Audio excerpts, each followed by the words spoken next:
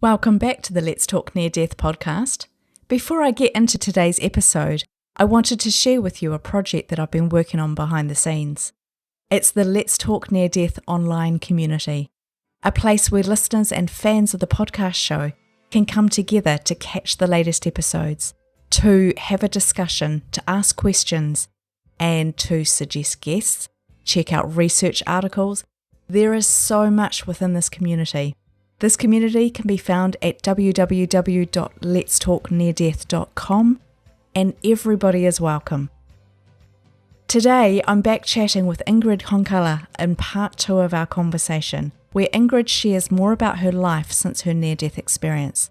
She shares about the dark times, a spiritually transformative experience she had, and 3 questions that came out of that experience. If you haven't yet listened to part 1 of my conversation with Ingrid, I suggest you do that because that's a really great place to start, learn about her experience and all of the things that took place when she was really quite young. But today we're in part 2 and I look forward to continuing my conversation with Ingrid. Let's talk near death.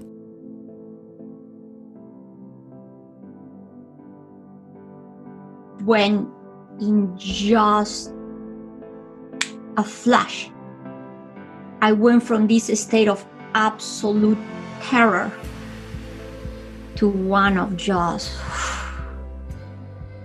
absolute peace.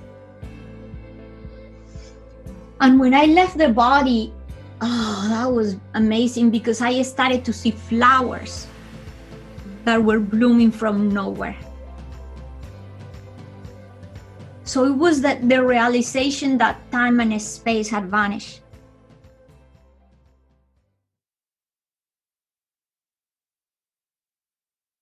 And what happened over time is that I started to feel very different.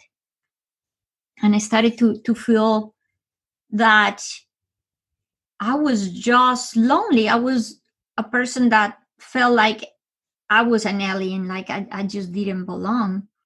And I would just get really sad and ask the being, so like, why me? Why this is happening to me? And then the answer was beautiful, was amazing, because they said to me, because you are special. And I said, what do you mean when you say that I am special? And that was even more beautiful because they say everybody is special, but not everybody knows it yet. So the time will come when everybody will know and everybody will be able to see us. But like we said to you, you have to be silent for now. But they also say, we will be always here to guide you and to help you. And people will be put in your path to guide you and to help you. And I said to people that this is not just for me, this is for all of us. We just don't realize it. And it just appears in the forms of people and books and experiences and all kind of things that appear in our groups, whatever it is, but we just not always see it. And in my case, it was the way they said. The first person that realized that I could really see things was my mom. So she became the first light here in my life. And all happened because now I was 5 years old. I started kindergarten. And because the beings of light have told me not to talk about it, and I realized nobody really understood, I started to do paintings. So my way of expression was painting. And I was painting beings of light everywhere. So the teacher would, and even like in my note, whatever, it was like I was painting. So it was the curiosity, like, what is going on? And she's like, what are these? The suns and the stars? What? And I said, no, those are my friends, the beings of light. So, of course, the teacher was like, okay, I guess it's time to call your parents. Yeah. And of course, they thought I was having imaginary friends. So they called my mom, and they already knew that, the idea was that this girl is strange. She's different because I would just quiet. I would just observe. I wouldn't interact much with people. So I was already strange, just super intelligent. So at the time, there was not also programs for children like that at the school. So they would just keep me kind of like, you do your thing there. So it was very hard. The situation was difficult. But then my mom came to school and she started to show all the drawings. And it's when we discovered another ability I had. And it was that I could see auras. Because I was painting auras around all people, all objects, everywhere. And then the teacher started to show all this to my mom. So when I see what they're talking about, and I just turned to my mom and I said, Mom, these are the colors that we wear, and these are my friends, the beings of light. Because I wanted someone to believe me. And then my mom, because she was a teacher too, and she didn't want me in trouble, she just kind of looked at me like, with the big long eyes, like, silent. Yeah. And I was like, I went quiet, and the teacher, my mom said to the teacher, this is just a phase, we'll work on it, nothing is going on, and we left. And on the way home, I was just so sad, and it's when my mom said to me, I believe you. I was like, what? And she's like, I believe you because I also see things that nobody does. I was wondering about that, actually. Yes. So it was like, what is it that you see, Mom? So it's when she confessed to me that she could see what is called a spirit. I didn't know what a spirit was. So she tried to explain the best. I'm like, okay. And so that was amazing because finally I did not feel that I was the only one. And then she said to me that she started to see this spirit since she was very young, about 5. I thought it was 5, but she said it was like even 3. Like she was very young when this happened. And then she just said to me that she had to learn to remain silent because it was not allowed at the time to talk about this. It was forbidden. So at that moment, I remember like the beings of light. It was the same message that I had to remain silent because people were not going to understand. And Mom says people are fearful of the things they don't understand. But now it was okay because now I have my mom with me. So that was just the sense of like, yay, victory. But later, Christy, when I was 6 years old, I started to see spirits too. And the first time I saw a spirit in my experience was the most terrifying things. I can imagine. Yeah. I just petrifying fear. So that I don't tell the story because it's too long, but it's in my book. But that day that happened, I got up early in the morning. That happened like close to dawn, and I chased my mom and I told her what I saw. I was petrified in fear. And it's when I said to my mom, the spirits and the beings of light are not the same. Because my mom thought we were seeing the same thing. We didn't know. So it's when my mom asked me to explain really, really clear how is it that I saw this. And then when I explained, she's like, she started to cry and she said, I think that you're seeing angels. But I said, Mom, I don't think they are angels because they do not have wings like in the pictures. Because all the teachings, the Catholic teachings were. And she's like, it don't matter. I think they are your guardian angels. So that was when I I was wondering. So by then I've been talking with the beings of life for a while. So I asked them. First, I asked, what is with these spirits? Because they cause me fear. So I thought the answer was going to be, oh yeah, we're different. That was my thinking. And when I asked them, it's like, what is with, I call them dark spirits because it was so scary. And they said, that thing that what you call a spirit, you, us, we're all the same.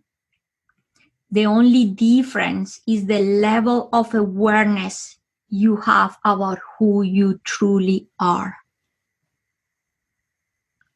wow, okay.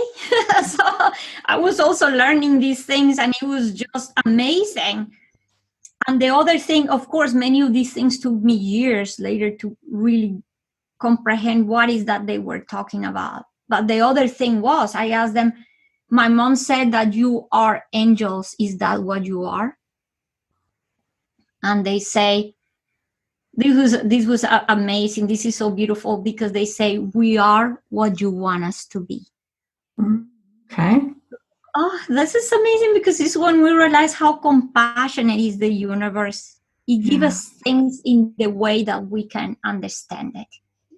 That's why for each one of us, what we call miracles or these spiritual transformative experiences, whatever, come in the way that it will be for every different person, every different case. We're all unique. So in my case, this is the way it was presenting. So yeah, after that, the next person, I always love to mention her, that appeared in my path and brought a lot of incredible teachings and clarity, was my grandmother.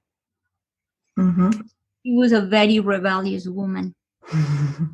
And she had to be, she was like, again, she was forced into a marriage when I was young. And when she had the age and the power to decide, I don't want this, she was among the first women in Colombia to get divorced.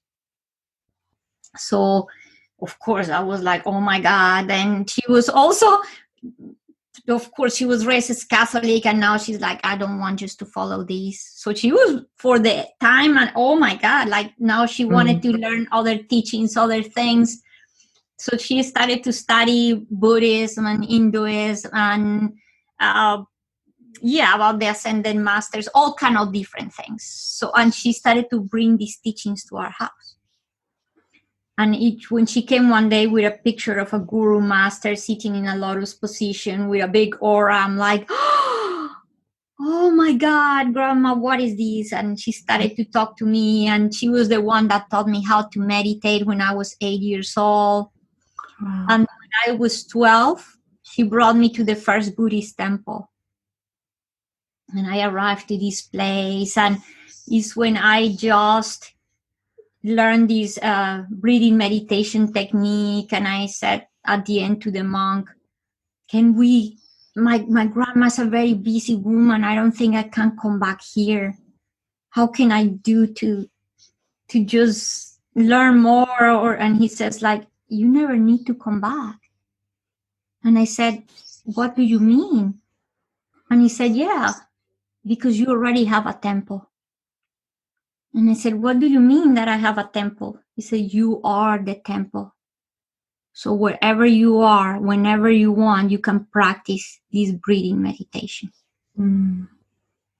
So with all these gifts now, just carrying all these incredible knowledge and teachings and awareness. But Kirsty, this is the part when the gifts are incredible, but they also can become a burden. Oh, yes. Oh, yes. Because all these incredible things, my grandma kept taking me places. I was the youngest one in all these groups. I met all these spiritual teachers, things, mantras. I started to practice transcendental meditation, just name it, all of these. But then, of course, at the same time, I was going to school. I was growing up as a little like young lady. I had 3 sisters. Boys were started to come into the lab parties, all these, and the more, imagine this life was presenting here, and I had this other spiritual life. There was this gap that was huge, and there was a moment in my life when I just felt that I had to make a decision, because I could not fit in the world that was immediately around me, which was school, my sister, my daily life, my sisters. So it became so hard, so difficult, that when I was about 19 years old, I was one day in a bus, driving, like sitting in a bus. And then I felt that I was looking through the window, observing the road. That's how I felt my life was, that I have spent my life being an observer. And I said, what is that I am observing?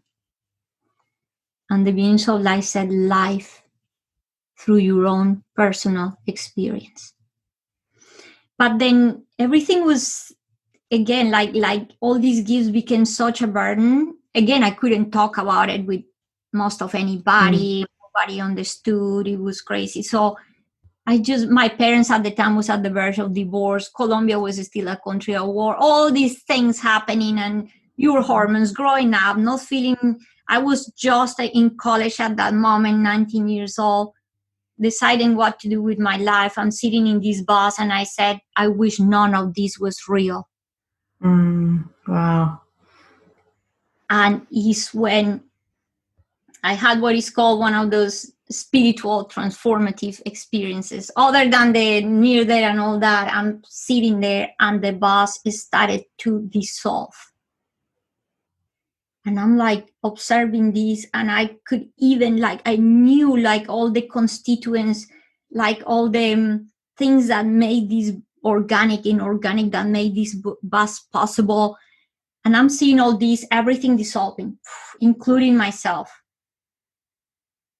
And then I'm sitting in just a flash, like in my near-death experience, and my out-of-body experiences, in this space of nothingness.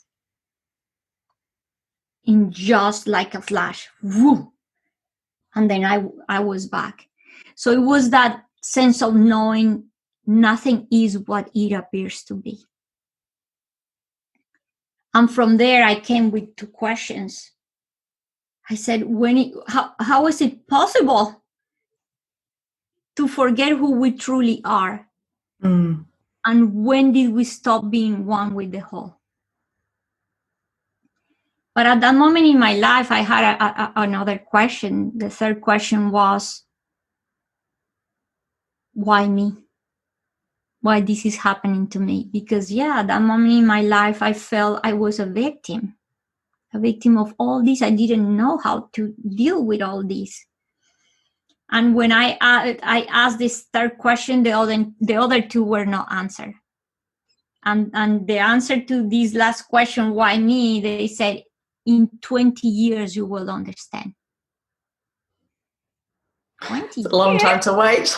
Yeah. Like, what? That's like forever and a day. Oh my gosh. Then, and I also at that moment had that possibility to choose what path I wanted to follow. So it was when it was presented to me, you want to be a teacher, pretty much like a teacher of the light, a spiritual, follow this path directly. Or at that moment, I already had chosen to become a marine scientist, a marine biologist. And that's what I was doing in college. So I could just follow that. And they said, you could teach all this awareness to people. And at that moment, I say, I don't want to teach anything. I'm done with this. I just want to be like everyone else. Please help me be like everyone else. So when I make that decision at that moment, is like the connection with the beings of light diminish. I give the example, like it's when you leave to go to college, and it doesn't mean that you cut with your parents forever. No, you live in your house, but your parents are one call away. So now you're not with them in the same house all the time, but hey, you know that so that's what it says. If you ever need us, we are here. But now I was not in the complete constant connection I had before. And it was my request at the moment. And again, that's how compassionate the universe is. That is not an obligation. It's like, let me do my thing. So this is the other important thing. We need our independence. There's many things that we have to learn to explore. It's like when the parents say to you, I lived that experience, so I don't want you to go do it. Yeah, but I haven't. I want to try myself. So in life, sometimes it's like the baby that need to learn to walk. So when living my life, but this is the other example I put, is like this analogy I said, is like for 19 years, I have been in a room with the lights on. What happens when you're in a room with the lights on? You don't trip with the furniture because you know where everything is. What happens the moment you turn the light off? Boop, and the room has all this new furniture you don't know, and you start tripping. And that's what I call the challenges start happening and the sufferings start happening. When you have a clear mind and you know what to do, once you don't have that clarity, now, so that's what happened. After that, I had many years of deep challenges, very, very difficult things happening, many sufferings.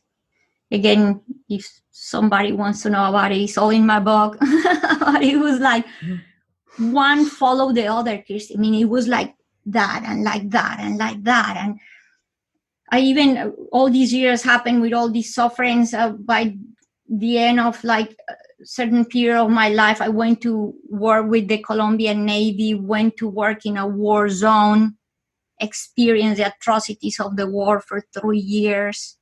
So all this is happening in my life. And it's when I reached that point where I just fell in a state of deep depression. I have suffered from existential depression almost all my life. But now this was the point where I'm like, I'm done with life. Because it's been so much that had happened. And then this is incredible because this is when things started to develop that brought me to realize that the 20 years had passed. 20 years, the being so light told me that I needed. I ended up, the situation went so bad, I wanted to kill myself. I ended up being guided again to, it was a time when I pretty much is what we call the dark night of the soul, went to that place where I'm done with life. And then after like living in the war zone, I was diagnosed with PTSD. Just name it. It was one after the other. And then it's when I went back to pray. And it was the moment where I said, God, please help me see because I cannot see. It was the moment where I was just like, Jesus, take the wheel. And my idea was not to change anything. It was just to go back to that place of clarity. How can I see things with clear eyes? And then I got all incredibly right there. It was pretty much ask and it will be given. And the synchronicities that came after brought me to find the exact person I had to go see. And then I went to meet this person.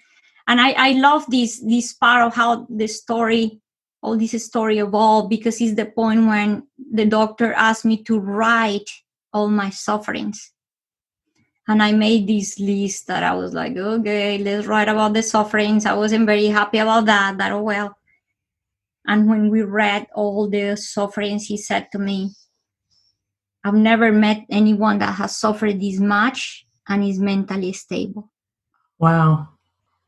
Right. And it's when I asked him the question, why me?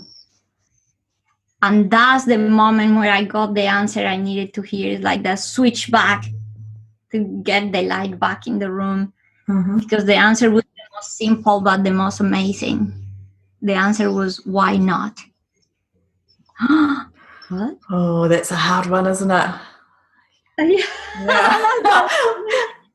I don't know if that even answers. Yeah. And at that moment, it was like, what? And the other amazing thing is that I realized that he had been listening. Look how important. That was a big lesson too. Knowing that sometimes what we need is just to be listened. How important it is to listen. And he started to say, look, thanks to this, you've done that. Thanks to this, thanks to this, that. And then all my neurons started to connect. And I started to find purpose behind all my experiences. And it's like, so I reached this point where I felt that, for the first time, I saw myself at the level of the cause and not the effect. And it's just this place where I felt like, I get it. Nothing ever happened to me. It happened for me.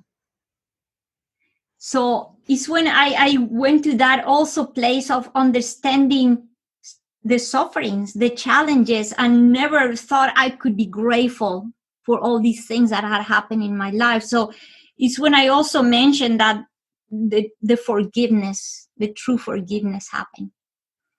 Because it was the realization that there was really nothing to forgive, because nothing ever happened to me. It happened for me to be where I was at that moment, with that clarity, with that awareness. And the other incredible gift that day was the realization that nothing, none of it, not all the list of sufferings, not all the stories that I was holding were there. The only true, real situation was me talking, the psychologist talking, listening to me. Our only truth and real now was that. So it was the realization, everything else is in my mind. And I can choose what to do with it. I can start a new life every moment, every second. It's a decision that I can make now. So of course I left this place like, wow, in this state of absolute elevation. And then I go into my car, and driving the car, I had now a similar experience I had when I was in the bus, but it was even more profound. So again, like in the near-death experience, like in the bus, but this was now more profound because I had more awareness. And it was the sense, Kirsty, I felt like what we call source or God or ultimate reality or presence, however people want to call it, was the essence of absolutely everything there is. There was nothing that was not it. And it was that absolute presence, being in the presence of love, wholeness, fulfillment, again, like in the near experience. So it was like, it's when I also realized that is the background of everything. The baseline is everything that we cannot sense or see is always present. It was that sense of love and peace. And then I knew exactly at that moment that 20 years had passed. And the being so like told me, in 20 years you will understand, because the two questions I asked 20 years before were answered. Like if time did not pass again. So the questions were, when did we stop being one with the whole, and how is it possible to forget? And then I got the answer. The answer was pretty much like, you never stop being one. You just always being part of the whole. You just simply became distracted and seemingly forgot. So it's like the sense you never left home. You just thought you did. So, wow, at that moment, I'm just in like, again, like going back to that place of alignment, to that place of clarity. And from that place of clarity is what I call I had a big awakening. And it's when I started to ask questions that were simple, but were like very revealing. It's when the beings of light said to me, nothing in the universe lacks purpose. They said to me, the purpose of time and experience is to help you remember who you truly are, to bring you back home, back to the source. Then I just started to ask things that I never occurred to ask before, simple things. Why my near-death experience happened when I was so young? And it's when they say, because you were old enough to remember, but young enough not to be conditioned yet. Oh, I love that. That was Yeah. being a clean canvas. So being able to see things with those eyes of purity, of like, oh, the other amazing thing I asked, what was my near-death experience for? If you said that there's purpose behind everything. Oh my God, you're going to love this. Because they said, there you go. They said, for you to bring the message of the purpose and the power of connection. I'm like, okay, how's that?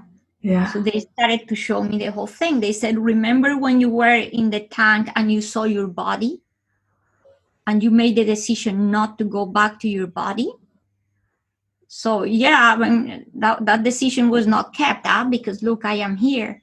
And they said, that's the point. Like the moment you make that decision, you were still thinking with your egoic mind, with the mind that is thinking what is good for Ingrid. Mm. But that was not the universal plan. Of course, that's why you're here. And they said that because that was not the universal plan, although at that moment I said, I'm not going back to that body. Guess what? I went to look for help. My mom and the maid, because I was going to come back. Mm. Can I ask you a question about that, Ingrid?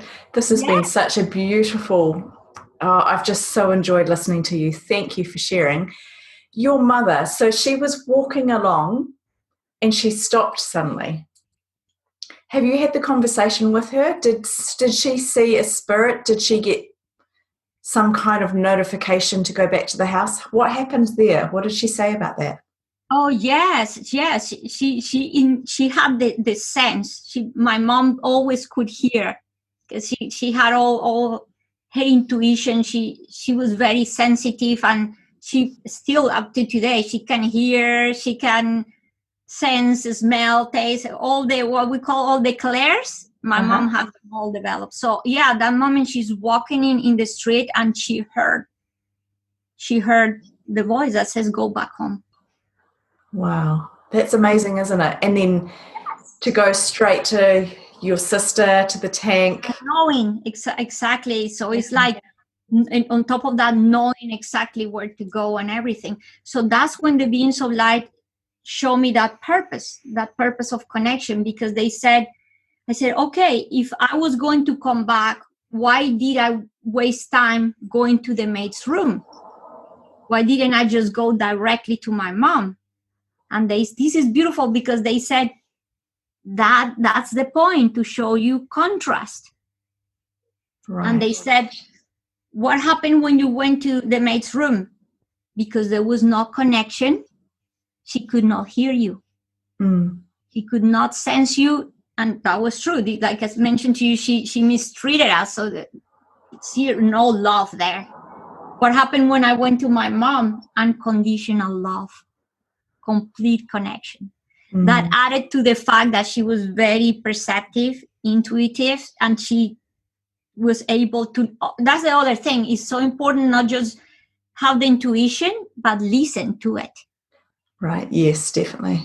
Yeah. So she listened to her intuition, went back, and they said, look, how love doesn't have barriers.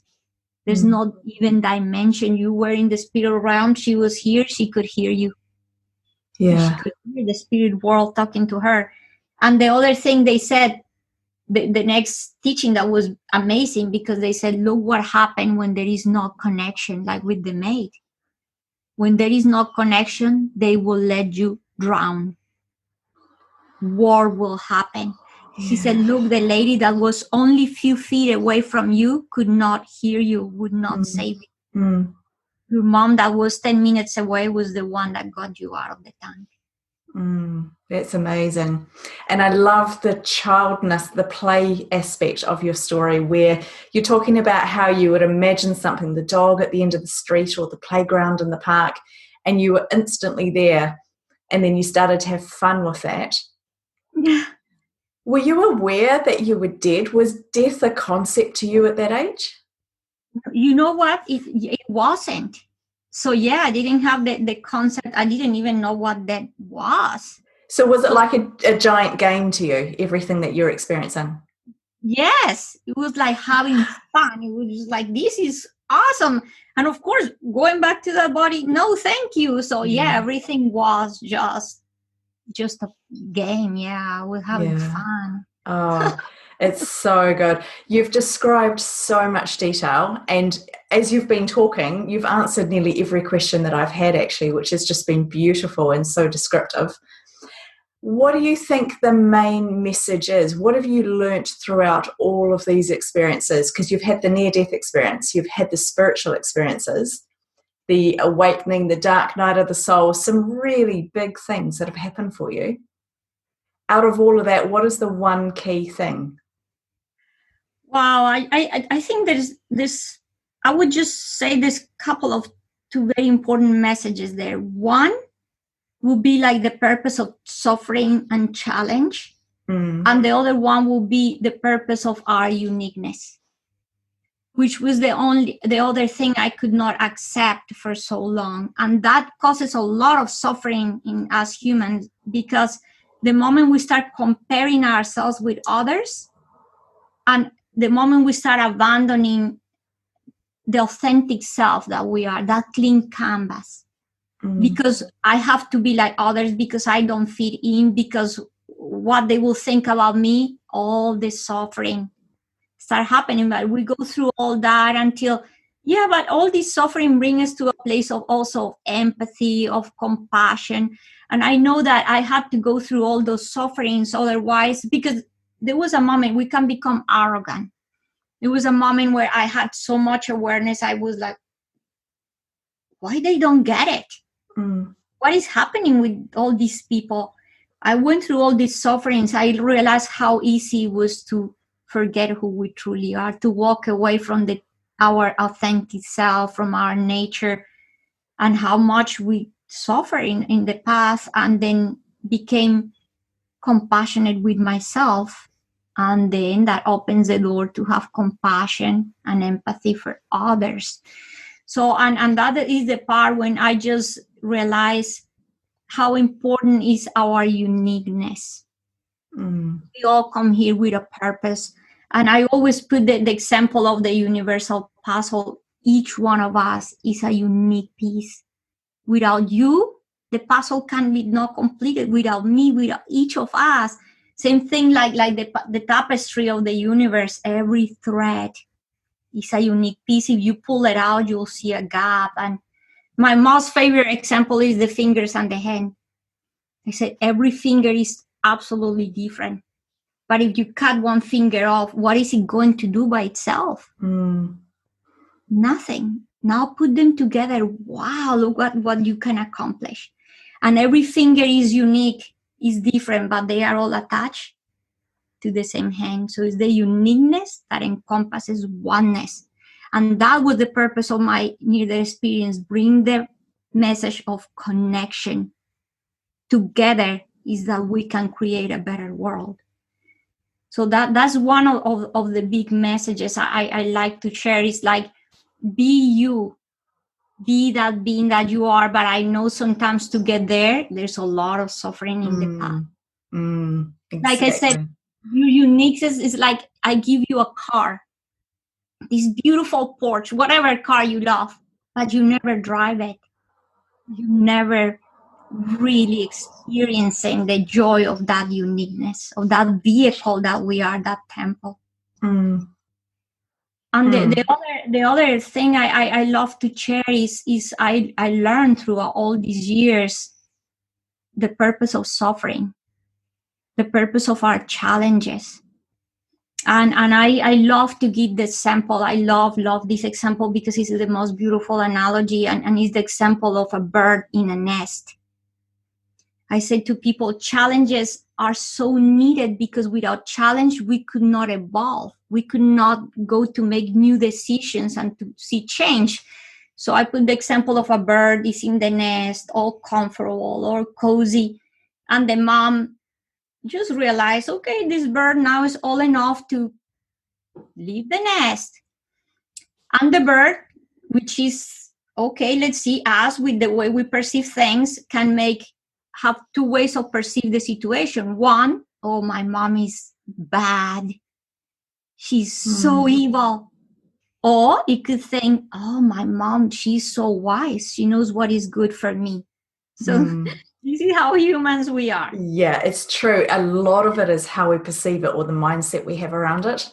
And I see this time and time again. I'm also a huge advocate that our hardest moments can be our greatest moments. So they're difficult and they're really hard to go through, but they've got so much potential for us to learn and to grow and to transition, which, I mean, we're recording this and most people are in lockdown. This is an amazing time for us to transition and experience healing on a whole different level, different kind of healing, I think. So it's really beautiful. I love how you've talked, Ingrid, about your spiritual experiences, but also a very practical physical experience as well, about all of the different things. You've had the dark times, the hard times, you've had the spiritual experiences, you've seen the beings of light. It's just so beautiful. And to me, it comes across as quite well-rounded, that it's not really dominated by one or the other. Can I ask you, how are you going today? Do you still see the beings of light today? Yes, I do. Especially after I had, again, like they were part of my life. Like I said, they were always one call away. So they were part of my life, my entire life. Like they are for all of us. You just have to learn to connect. But after I had my big awakening, it was like, again, full blast connection. So I will say that we are radios. I went back and put my dial right in the place where I could connect again. People ask me sometimes how you summon them, they summon you. I say, no, it's none of that. They are here for everybody. We just have to learn to put our dial in the right frequency.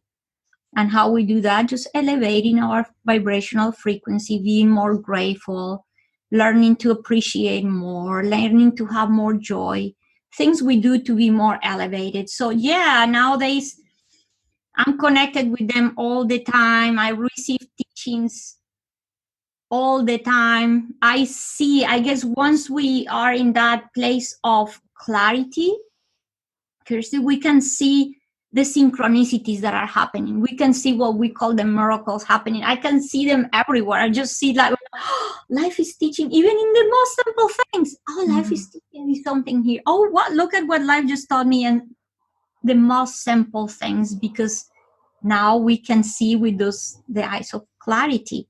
So life is presenting in a beautiful, beautiful way for all of us. We just have to learn to see it. Oh, that is beautiful. Ingrid Honkala, thank you so much. Oh, I could listen to your stories all day long.